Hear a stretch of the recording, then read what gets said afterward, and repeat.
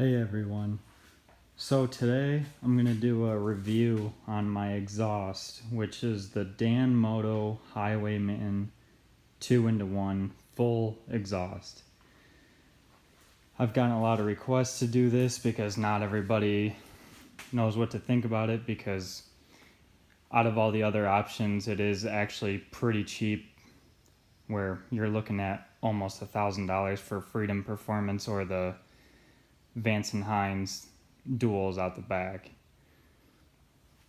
I will say one thing: if you are going to buy this in the black and not in the chrome, the black does fade up by the header part very quickly, and it is very hot on your leg, so that's why I have mine heat wrapped, because the black goes away like right away because of how hot these actually do get.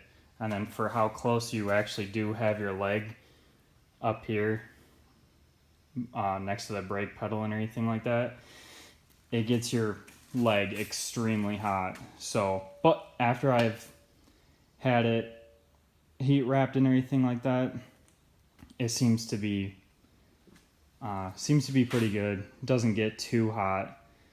I mean, it might get a little bit toasty when you're just sitting there at a red light or whatever, but just the engine itself does that.